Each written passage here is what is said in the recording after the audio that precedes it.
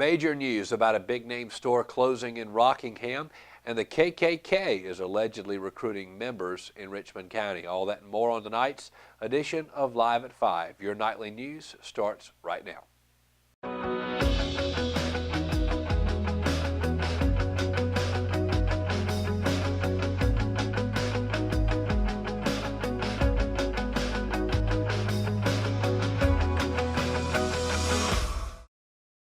Good evening and welcome to your Tuesday edition of Live at 5. I'm Lance Jenkins. Certainly glad to be in studio with you tonight.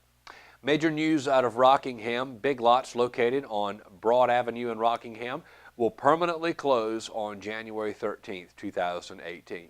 The Big Lots corporate office in Columbus, Ohio confirmed a closing Monday evening after a phone conversation with the Richmond Observer newsroom. The company is currently undergoing over 1,400 remodels throughout the United States. But a Big Lots company representative confirmed that the Rockingham location will not be closing for a remodel like its counterparts and will instead be closing for good. The company also has no intention to locate another store in Richmond County, despite its current nationwide push to remodel existing stores as well as open brand new locations. Despite the store closing, the local economy in Richmond County continues to grow with new businesses and industrial announcements. Envivo, the wood pellet production company, which just broke ground in Richmond County last month, will bring nearly 90 full-time jobs to the county with above-average salaries. In addition, new businesses continue to sprout up throughout the county, including Rockingham, Hamlet, and Ellerby, who have all witnessed new businesses in their downtowns launch this calendar year. Read the full story at richmondobserver.com.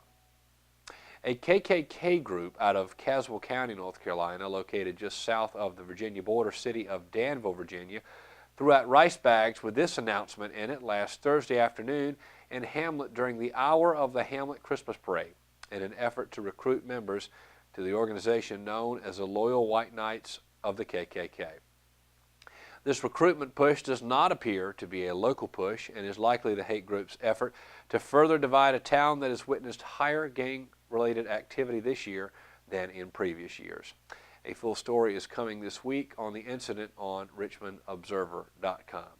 I'll just say this to the folks out there, and I feel like it needs to be said. Unfortunately, this does not appear to be a local effort here in Richmond County. I hope that the people here are too good for that type of thing this day and age. But I will say that if you call yourself a Christian and you're a part of this, remember, God's kingdom will not be divided by race. Folks, the Hamlet Police Department made 2 arrests over the last 3 days. 25-year-old Billy Ray Sewell Jr. of East Washington Street, Rockingham, was taken into custody at the Piggly Wiggly store in Hamlet on Saturday afternoon. Cited for larceny of steaks, yes, steaks, Sewell is on probation. He was also charged with violating his probation. Another arrest was made on Saturday subsequent to a traffic stop on Highway 177 at Taylor Street. Jessica Jinks of Katy Lane in Rockingham, age 21, was cited as a result of a March 22nd outstanding warrant for her arrest on a charge of shoplifting. Jinks was released with a written promise to appear in court. How about some good news, folks? Let's talk about that. Hamlet Police Chief Scott Waters announced several promotions and awards for many of his outstanding officers and staff persons last week. Britton Emert and Anthony Jacobs were promoted to the rank of sergeant, and Stacy Sparks was awarded Dispatcher of the Year. Sergeant Grantland Jackson was recognized as Nighttime Officer of the Year, Sergeant Anthony Jacobs as Daytime Officer of the Year, and Captain Randy Dover as Detective of the Year. Major congratulations to them, and we appreciate all you do in Hamlet. Folks, when we come back, Russell Parker in studio to talk college football. We're going to be talking bowl games and more right after this. At Richmond Community College, we can prepare you for a high-skill, high-paying career in a variety of fields. From business to education, engineering, utilities, healthcare, criminal justice, information technology, and human services. At Richmond Community College, we can save you thousands of dollars on tuition through our university transfer programs that provide a seamless transition to universities and colleges throughout North Carolina. At Richmond Community College, we are always developing new courses and programs in response to the communities we serve. We offer day, evening, and online courses, and you can now complete 5 curriculum programs entirely online. At Richmond Community College, we believe in helping you prepare for a better life.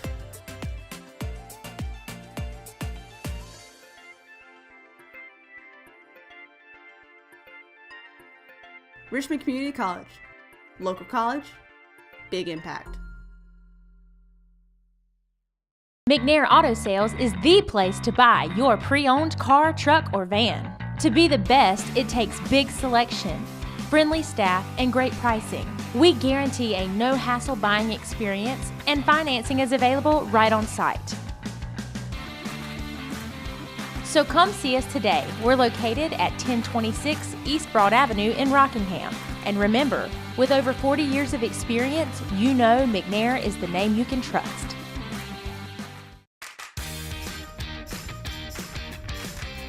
I'm Kelly. I worked at Champion Ford for 2 years. 6 years. 3 years. 1 year. I've been at Champion Ford for 13 years. 1 whole year. 15 years. I'm Jamie and I've been at Champion Ford for 12 years. I've been here 8 years. Champion prices, champion service, champion experience. Get treated like a champion today at Champion Ford. Just down the road from our prices, championfordlincoln.com. We are Champion Ford. Family Pharmacy has been serving Richmond County since April 2007, and we have enjoyed getting to know our customers since then. We take our jobs very seriously, and will do whatever we can to make sure you have what you need. Come visit us on Fayetteville Road in Rockingham, and we will treat you like family.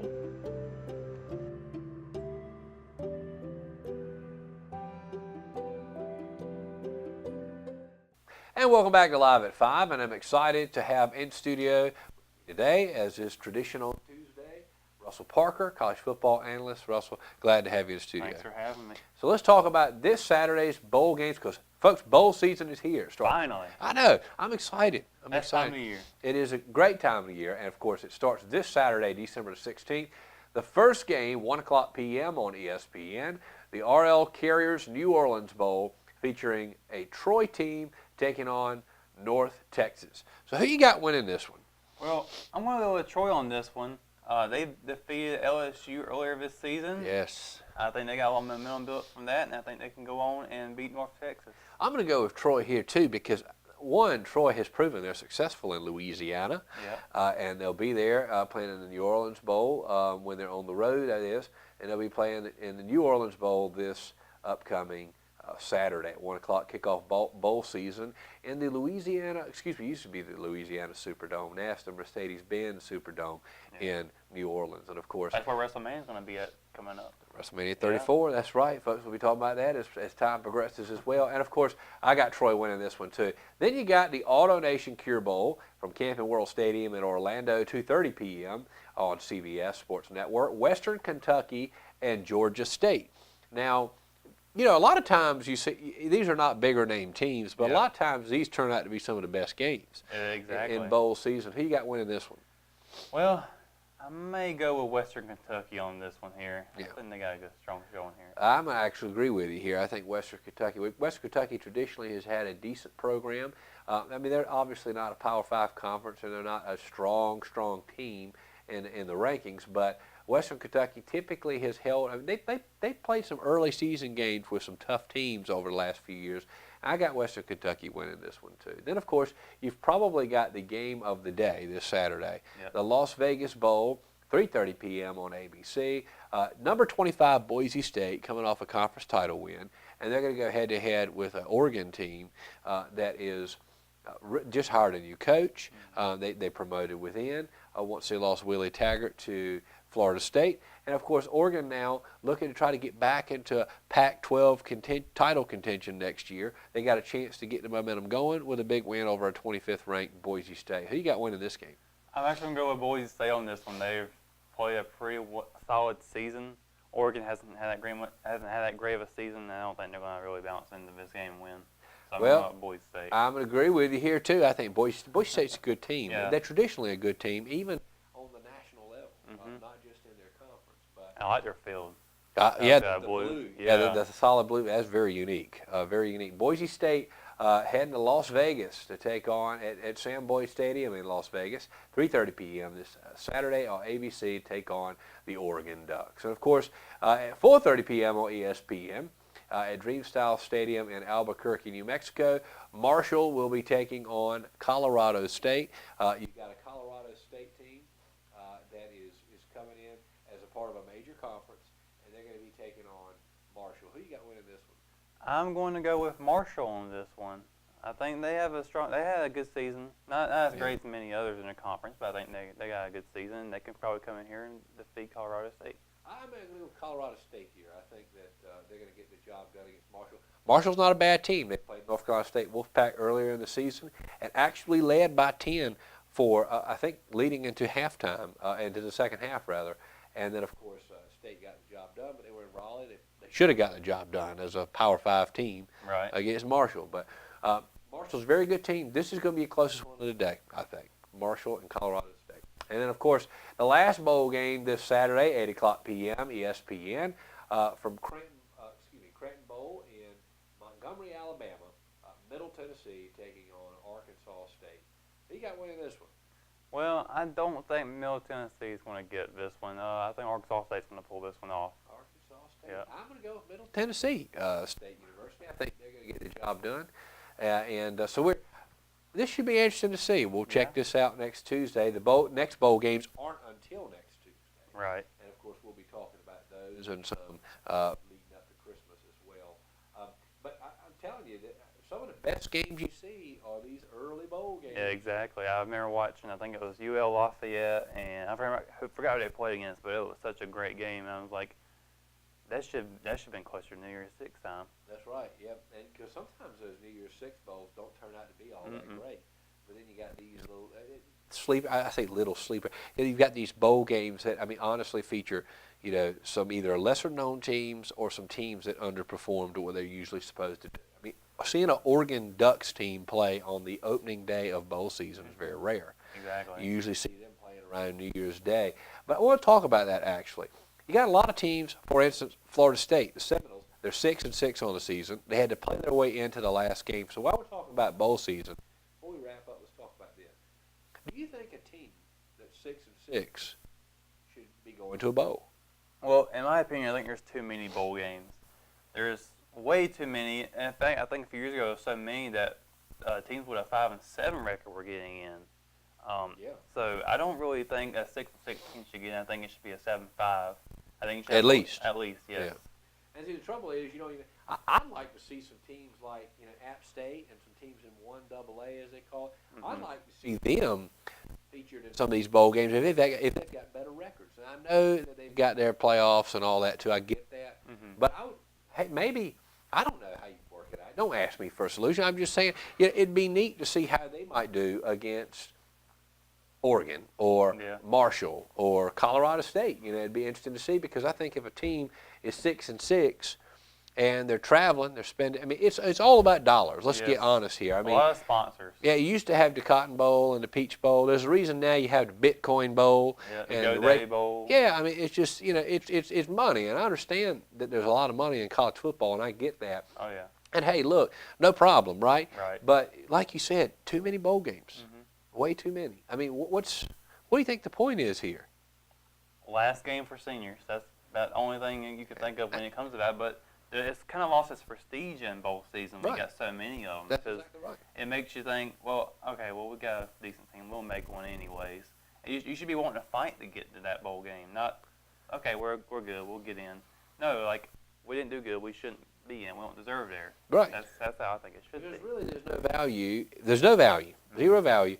And other than the fact that it's a bigger name bowl and being the Chick-fil-A Peach Bowl than it is being in the Las Vegas Bowl. Right.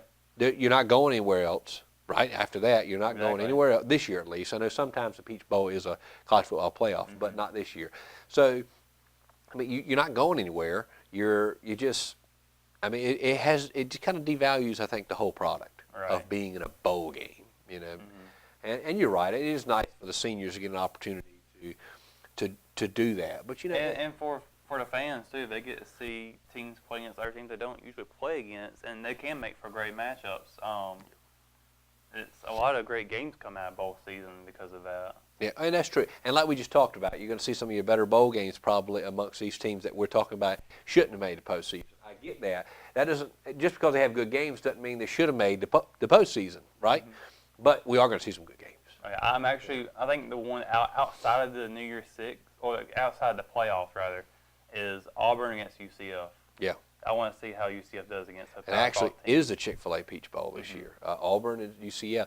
If UCF beats Auburn, going to be some conversation moving into next year about what these non-Power 5 conferences could do. Like it or lump it, folks, it's going to happen. I hear folks say all the time, Power 5 conference, you're not in that, you're just not going to be able to beat these other teams. What's the point of having another set, like a bunch of conferences in the same division if they're not treated as the same, as far as the same division? Here's my thing. Does UCF have a less tough, or is Alabama's schedule tougher than UCF? You better believe it is. But if UCF comes in and beats an Auburn team that Alabama could not beat, how can you not? I mean, we got to at least have the conversation. Right. I can go along with you there. I mean, whether it's, and you know, I agree though. I've heard a lot of criticism about UCF's non-conference schedule. If they wanted to be considered real contenders, should it have been tougher? You bet. But that's set so far in. I mean, you got to think about how recent it was that UCF didn't win a game in a season. Right. Okay, so if you're setting the schedule out years in advance, you're probably not wanting to put Alabama on the first game of the schedule. Right. Right? I mean, because you're not doing good. You know, so that's Florida State. Right. So, yeah, exactly. So I think that a team that literally won no games a few years back to now they've won all their games. They're 12-0 in the season. They won a conference championship. And, you know, a lot of people say, well, they won that one close. Well, you still won. Right? Last I checked, the wins don't count any less if you won by 10 or if you won by 20. Right. I mean, what are your thoughts of UCF's chances against Auburn? I think if you were to put like an odds up against, I think maybe Auburn might have like a 6% chance, 70% chance of winning over UCF. But anything can happen. So I think UCF might have some luck coming in. Yeah. We'll certainly see, folks. A lot of bowl games to talk about this season. And Russell Parker will be joining us in studio each week to do just that, talk about it. Russell, glad to have you in studio. It's been fun being here. All right, folks, stay with us. We've got more news, more sports right after these messages. With hospice, you guys just outdo yourselves every day. And I really appreciate it. I honest to God don't know what I would do if it weren't for you. The things that you do, I'm in approval of. And thank you. I don't know what else to say other than thank you.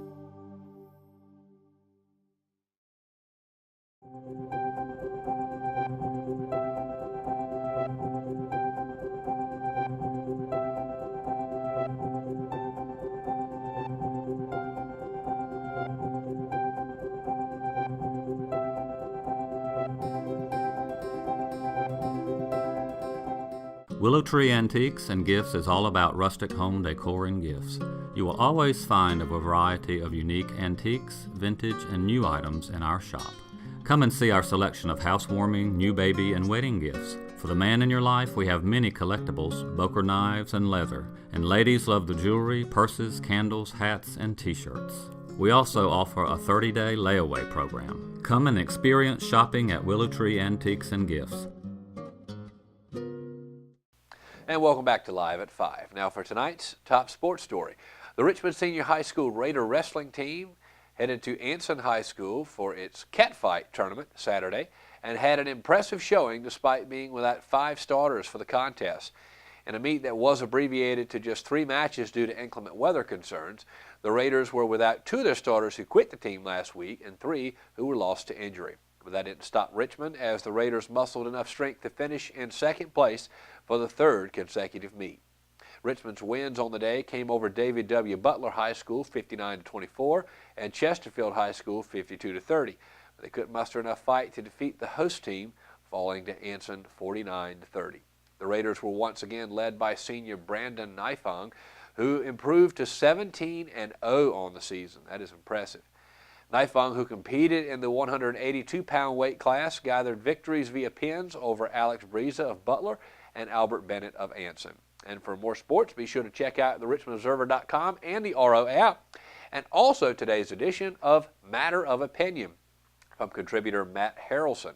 He talks a major move from the New York Yankees over the weekend, ACC basketball, and more. And folks, when we come back, our chief weather reporter, Kelsey Rushing, going to be bringing you your 5-day forecast. It's coming up right after this.